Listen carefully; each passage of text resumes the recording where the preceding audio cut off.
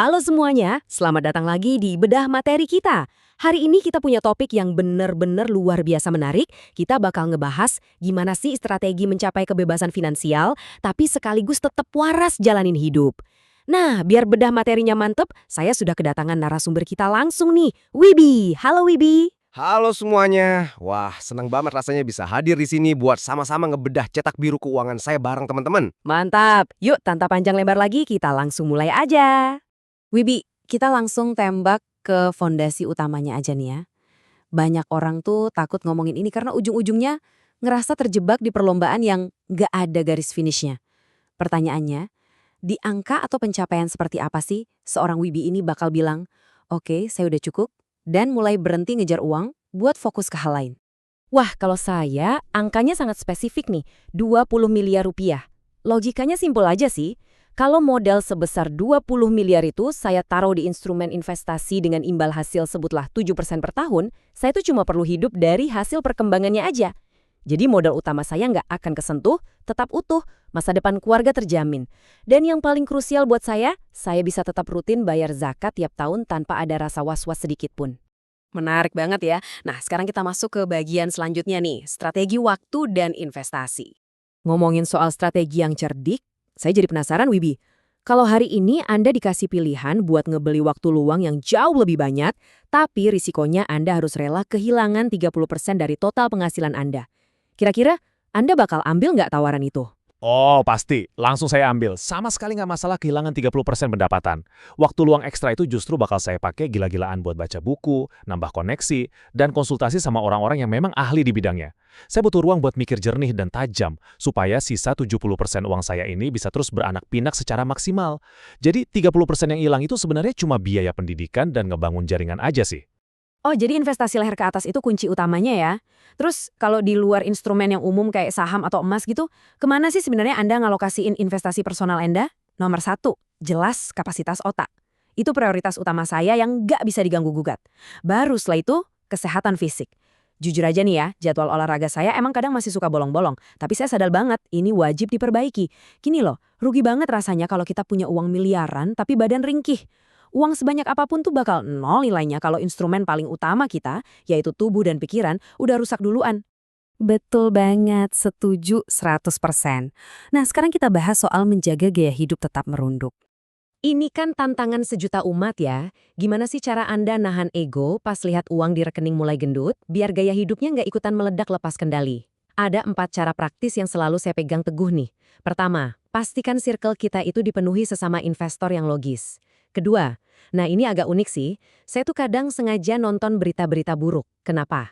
Karena ngelihat kesulitan orang lain itu cepet banget nampar kita buat bersyukur dan sadar diri. Ketiga, biasain makan secukupnya aja, jangan maruk. Dan yang keempat, terus perbanyak sedekah. Wah, poin terakhir soal sedekah ini ngena banget. Seberapa sentral sih sebenarnya peran berbagi ini buat seorang investor yang sangat kalkulatif seperti Anda? Wah, sangat sentral. Prinsip saya tuh tegas, berbagi itu kewajiban mutlak, bukan cuma sekedar sunnah atau rekomendasi aja. Ini tuh soal lompatan mindset, ketika kita berbagi ke orang lain, kita tuh sebetulnya lagi ngasih kebahagiaan buat diri kita sendiri. Plus, kalau dilihat dari kacamata spiritual, itu udah jadi jaminan kok datangnya pahala dan rezeki yang jauh lebih berkah. Dalam banget ya maknanya. Oke, sekarang kita agak geser sedikit ke area yang lebih gelap. Kehilangan uang versus kehilangan jati diri. Wibi, mari kita main skenario terburuk nih. Menurut Anda pribadi, mana yang secara fundamental jauh lebih menakutkan? Kehabisan uang sampai nol atau kehilangan jati diri? Waduh, dua-duanya jelas mimpi buruk dong. Tapi kalau emang benar-benar dipaksa milih, saya mendingan kehabisan uang beneran. Kalau uang kita habis, tapi jati diri, integritas, dan nama baik kita masih utuh, teman-teman relasi pasti masih pada mau bantu kok. Pintu rezeki masih terbuka lebar. Tapi coba bayangin kalau kita kehilangan jati diri. Kepercayaan orang bakal otomatis hancur berantakan. Ngebangun balik rasa percaya itu ribuan kali lebih susah daripada sekedar ngisi rekening bank yang kosong melompong. Oke, kita tes mental pertahanan Anda nih. Coba bayangin besok pagi banget, uang 60 juta Anda tiba-tiba lenyap, hilang. Gitu aja dan Anda balik ke titik nol. Apa yang langsung bakal Anda lakuin? Langkah pertama, ya pasti sedih sebentar lah. Itu respons yang wajar dan manusiawi. Tapi begitu masuk langkah kedua, mindset saya harus langsung otomatis bangkit. Pantang banget buat berkeluh kesah karena ya nasi udah jadi bubur, udah takdir. Nah langkah ketiga, saya bakal langsung ambil aksi praktis. Saya bakal buka kelas ngajar secara online, ya tentu yang berbayar dong, buat memanfaatin keahlian komunikasi saya demi muterin modal lagi. Intinya harus satsep, cepat, dan taktis. Wah, algoritmanya tertata rapih banget ya buat bangkit dari krisis. Sekarang kita masuk ke bagian warisan, nilai, dan kebahagiaan. Di luar urusan angka, cuan, dan portofolio, warisan non-materi apa sih yang pengen banget Anda turunin ke anak-anak nanti? Biar mereka tuh tetap tangguh dan gak terlena sama kenyamanan. Saya tuh pengen banget mewariskan kombo antara kecerdasan finansial sama kedalaman spiritual. Saya pasti bakal ngajarin mereka teknik scalping saham dan gimana cerdasnya milih saham dividen, tapi pondasi utamanya harus tetap kuat. Jangan tinggalin sholat, perbanyak zikir, dan harus pintar ngebangun koneksi. Hal-hal sepele kayak ngopi santai buat jaga silaturahmi sama temen, itu percaya deh, sering banget ngebuka pintu rezeki yang sama sekali nggak kita duga. Keren, seimbang antara dunia dan akhirat ya. Nah, dengan semua kalkulasi keuangan Anda yang super ketat itu, ada nggak sih satu pengeluaran yang bikin Anda merasa benar-benar bebas? Pengeluaran yang ngasih kebahagiaan maksimal tanpa rasa nyesel? Pasti ada dong.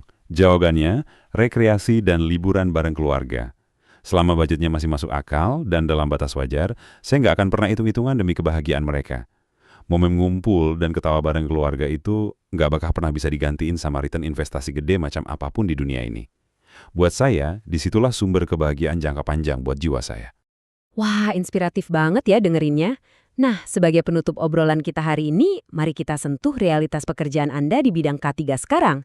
Jujur aja nih, Anda ngerjain itu karena emang ingin atau karena harus? Kalau mau ngomong realistis ya, saya kerja di situ karena harus. Pekerjaan inilah yang tiap bulan ngebayar tagihan saya. Bukan sekedar urusan passion aja, tapi saya punya trik mental nih buat ngerubah kata harus tadi jadi ingin.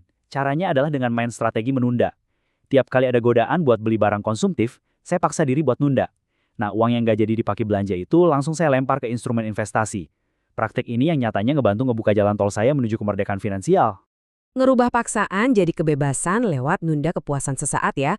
Bener-bener sebuah mindset yang luar biasa. Wibi, makasih banyak ya udah mau belak-belakan ngebongkar cetak biru keuangan dan hidupnya buat kita semua hari ini. Sama-sama, sebuah kehormatan buat saya bisa berbagi cerita di sini. Nah, buat teman-teman yang udah nonton bedah materi ini dari awal sampai akhir, sekarang giliran kalian yang mikir.